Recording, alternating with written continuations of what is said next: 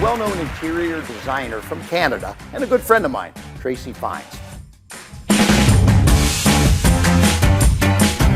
Tracey Fines has been a successful real estate investor for over 25 years. Not only does she flip properties for massive profits, she designs and builds luxury custom homes and develops land.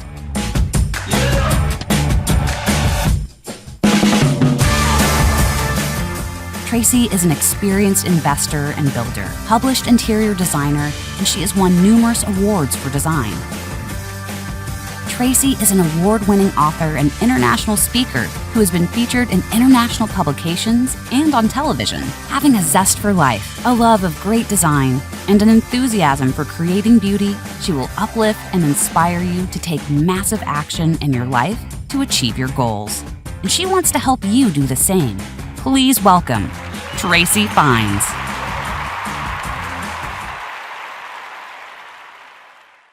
All right, so I want to talk about, well, let's just talk about landscaping. I've got this beautiful backdrop behind me here, and this is part of the project. Of course, when you're doing smaller projects, you will potentially not have the budget to do a huge landscaping job. But landscaping will transform your property, okay? It's almost it's almost as important. Oh, it's not. I mean, it is to me, but it's very important to really show off a property. And I think you've probably heard me talk about how much I love corners. And I love corners because I can show off that property like twice as much, right? Because I'm not just having a small alley-like property, like because I'm in the city, so we have like sort of long bowling alley style properties, and you only get, a little bit of frontage. But when you have a corner, you have not only the frontage, but the sidage. You have the whole side. So instead of having a 50-foot frontage, I have 200 feet of frontage. Now, in the case of the project that I'm working on right now with all of you, I have a 60-foot frontage plus 150-foot sidage. That's all visible. So just think about how I can 10x that impression to the potential buyers, right? They will be ultimately much more impressed with a beautiful landscaping job because they can see so much versus just like a bowling alley lot where you just have like a 50 or a 30-foot frontage. They only see the front, right? Because curb appeal sells. People are attracted to beautiful things. And when you drive along a street and you start to see beautiful homes, you're appreciating that curb appeal, right? That's where people want to be, in that great energy space of beauty. That's just a natural instinct to be drawn to that abundance that looks like a healthy, abundant place when we landscape it with lots of greenery, make it really, I'm going to say it again, abundant. And it looks rich. It looks like health is part of that package, because instinctually we want to survive, right? We're looking for, it's not at the top of our mind anymore, but in our heart, in our instincts, we want to survive. We want to procreate typically. So for that to happen, we need to thrive in our health. If our health isn't good, we probably won't be able to reproduce. If we're weak, right? The strong, in nature, right? The strong do survive. And so that is a crazy way to look at it, I know, but that is the truth to me. That's why we're so attracted to beautiful things. There's a reason that happens. Now look at behind me in my virtual background. Look at the abundance of greenery. And, not only did I add greenery to my backyard, but it's all around, right? So that's one of the features of different neighborhoods. Some neighborhoods have lots of greenery. Others don't. Like, think about, what do you feel when you go into a newly developed subdivision of homes where they just basically clear cut a field, they start to, there's no trees, and they just have this big field, and they start to build houses, right?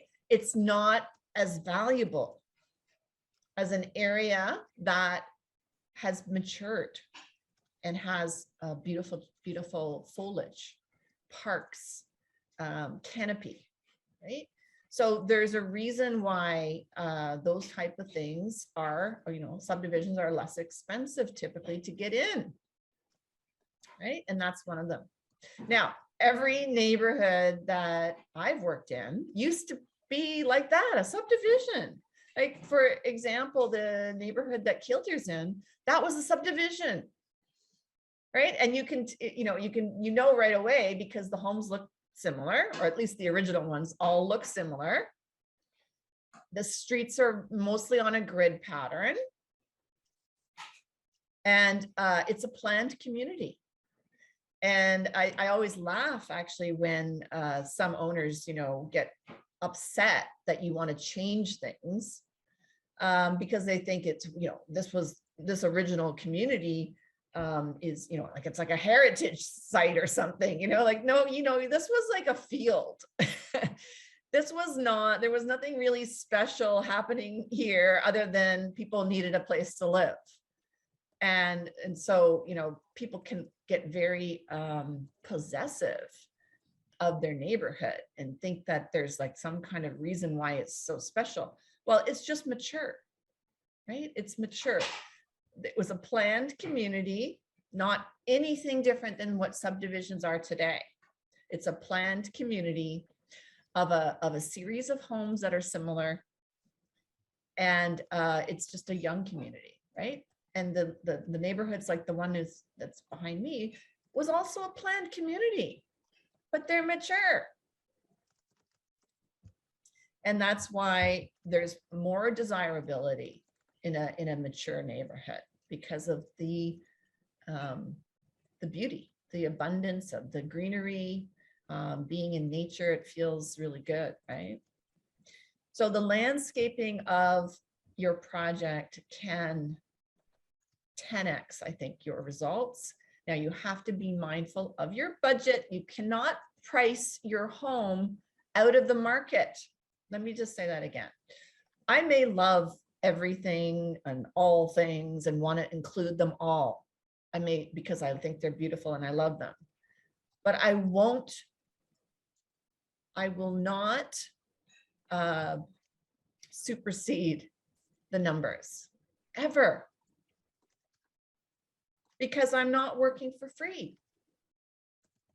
Okay, so the numbers have to always be the, primary. Okay. And then you are going to work within that framework. Now, because I always recommend that we have like a pretty big spread between what we buy and what we can sell it for. So I have that cushion. I'm trying to get that 100% return when I do a project. So I have that 100% return. And then, of course, the second part of this is lifestyle and enjoyment of my life. So that 100% return, I may risk a little bit more because I want a swimming pool, or because I, want that giant, dressing room, or the point is that I'm going to play around with my tolerance level of how much money I want to make versus how much enjoyment I want to have. But I'm not going to risk, or I'm not going to do a project where I risk not making money just because I want certain things. So you have to put those emotions secondary. Okay, first it's got to be financially viable, because we're in the business of making money. So it's got to be financially viable. We cannot supersede those numbers. But then secondly, we're going to have fun, right? We're going to play, we're going to have fun. We're going to enjoy the process as much as we can. Yes, we know there's stress that comes along with doing a project, but the enjoyment for me has always been more than the stress. Obviously, I wouldn't be doing it for so long. So landscaping for me is a key factor that will give me the most beauty, which will attract the most buyers. And by the way, there will be an emotional element to the buyers, right? So if I can appeal emotionally to them, they may not pay more. I want you to understand this. They may not pay more than another house because they know their market value and they know, but they may buy your house over another house. So they may not want to pay more, or they may say, oh, no, this is my cap, $5 million. There's 3 houses in this neighborhood for $5 million. And I'm not going to pay more for that house because the specs are pretty much the same. But because it's more stunningly beautiful, I'm going to go for that one over the competition. And that's the emotional part of the purchase. They may spend slightly more, but they are generally very savvy buyers.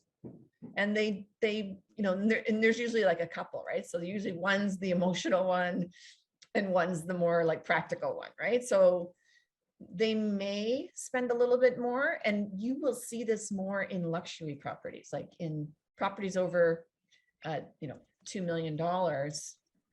You will see this more in properties like that, where people will be willing to spend a little bit more just because of their emotions. And that's, I believe, why there's an exponential profit that happens in luxury properties. So when you have a regular property, people just don't have the money necessarily to go over their budget. And so you make your 50K or whatever it is you make on that property. But as you go up the ladder in value, people have at the top, at the top of the luxury market, they have a lot more money to generally play around with. And so if they really absolutely love something so much, they'll just spend the money because they have it to spend. So it's pretty interesting. So when you get into the luxury market, like what I'm doing, you're going to notice that people may come along and just say, well, I got to have that. And they'll just pay it. They'll pay it. And they might even compete with someone else to get it. Even at the high end. So that's what I am counting on as well with my investments. Killdeer and Bedford are both high-end luxury properties that I believe somebody will be potentially a little more emotional about it and want to grab them. So landscaping is one of those things that will emotionally grab somebody. Okay, because they will see themselves living there, pulling up into their driveway with, whatever it is, if it's like just beautiful gates or, like there's nothing like an automatic gate in a circular drive, right? To get someone excited about coming home. I know because I'm experiencing it myself, and we all are experiencing that when we come home, right? We know what we like. We know what we want when we're coming home. Automatic, garage doors and protection for ourselves when we get in and out through the cold winter months. When you're up in the $5 million and plus category, you're expecting a lot out of your property in this market that I'm in anyway. Like, for example, one of the things I'm putting in is the elevator, right? So, when you're older, you don't have to worry about going up the stairs. You can take the elevator. The wine room, the in-home gym is big now with the situation at hand, right? And I really do believe that for a luxury property, a garage is crucial. I think you should be parking indoors if you have a luxury property. Not always the case, by the way, in high-end markets. Sometimes there is no garage, and it may be a very expensive property, and yet they have to park outside with the elements, which it's just based on the location, right?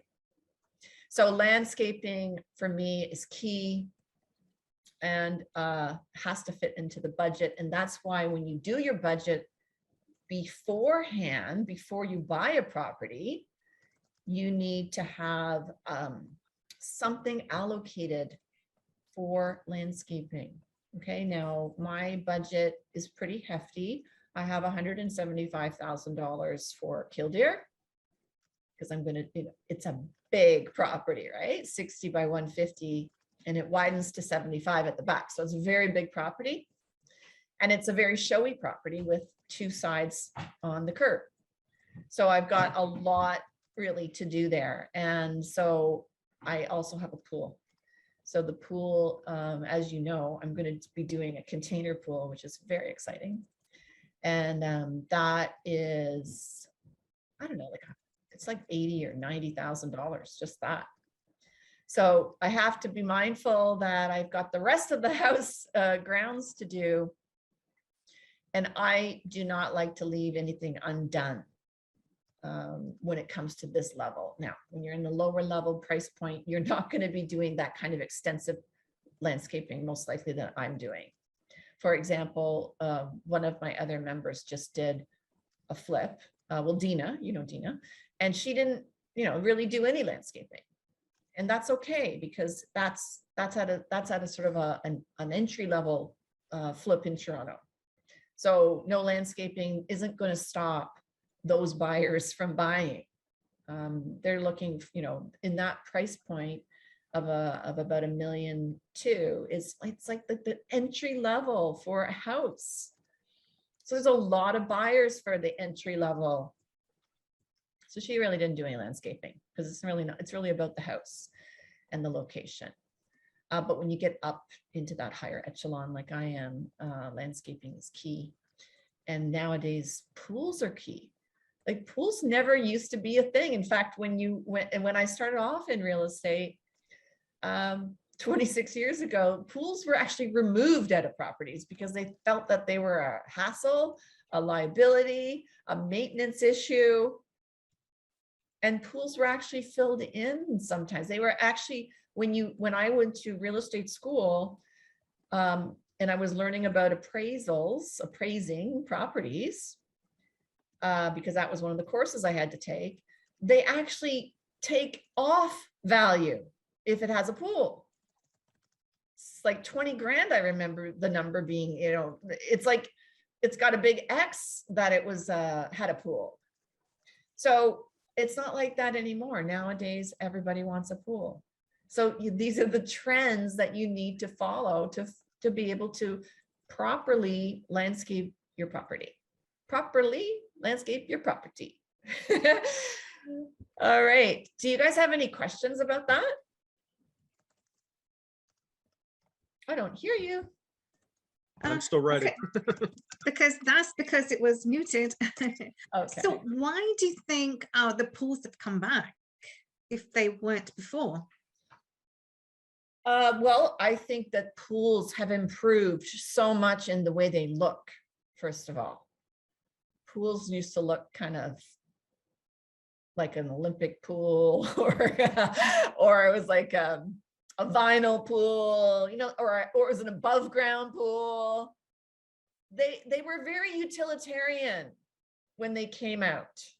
Let me see a pen. Pools used to look, very utilitarian. And now they're like spa-like, right? Now they are like this pool that I did. They have water features. They have lagoon-like looking, they're inviting. They look like spas. So the beauty factor, I believe, is what is attracting people now to doing pools. It's recreation, of course, always was though. But to have a pool in your backyard generally it didn't look great. It wasn't like a great feature. It was just sort of a big hole with water in it. And then like I had a pool growing up and I remember how it was finished. It was a vinyl pool and it had this weird aluminum capping all around the edges. It wasn't, and then it had chain link fence around it. Yeah, so it wasn't pretty. So I really think that the improvement of the styling, maybe it has a lot to do too with the fact that people have been influenced greatly by resorts and going away. I know I have. Whenever I go away and I see beautiful pools and beautiful spas in the resorts, it's very inspiring to me to create that at home. So I think that's another influence probably that has occurred, is the just travel and being able to travel and see beautiful, homes, etc. I think that really contributes, I mean, not beautiful homes, beautiful resorts, that really contributes to people wanting that spa resort experience in their own backyard. And so the technology changed and how we were building pools changed. And I really think now it's seen as a beautification of a property as opposed to something that's an eyesore. And so now we have this desire for that beauty in our backyard. And on top of that, in addition to just loving and enjoying the beauty of the pool, now we have the COVID lockdown. So people can't travel as easily, or they haven't been able to. They don't feel comfortable traveling as much as they used to. All the restrictions have actually made people want to have a staycation. And so that staycation has created this boom in landscaping. Boom, like boom in renovations. It's not just the landscape, but it's the entire property. People are having staycations. So all of the money that they may have invested in trips, they just want to improve their home to make the best experience for them while they are staying in. And the phenomenon is crazy because as I explained before, to get a concrete pool like the one in my background here, that's a 1.5 year waiting list. So that's crazy. And that's what has constrained me to think more outside the box, get more creative, and bring in container pools. And that's like the new thing for me that I've never done before. So container pools is what I'm interested in. They are available and they can be delivered on my schedule. And that's important too, in order to get the project done and sold. Okay, schedule is also key. So do you have any questions about landscaping? A question for Kildare.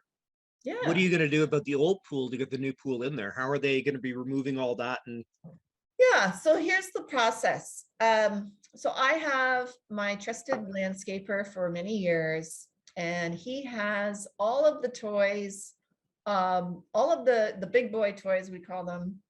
And he'll come with his big diggers and his dump truck and his backhoe and all the things that he has. He will take that pool apart. He will prepare the new hole, the new excavation for the new pool. So the container pool gets shipped on a truck to the location, all ready to be installed. It's plug and play. So that means that we prepare the bed for it. We prepare the excavation. We bring power and gas to that location underground. It'll be trenched in underground. And then once we have that prepared, the delivery comes with the container and they will crane it over the house and drop it exactly into the hole that we prepare. And it's very cool, very fun to watch. And it's just like it's really awesome. So they'll drop it in, and then we just basically have the electrician and the gas fitter connect it, and we fill it up with water. We bring in a water truck, right? A water truck, and the water truck will fill it within an hour, maybe not even an hour with that kind of a thing. And they will fill it with a tank of water from the water truck, and we have to, obviously pay for everything.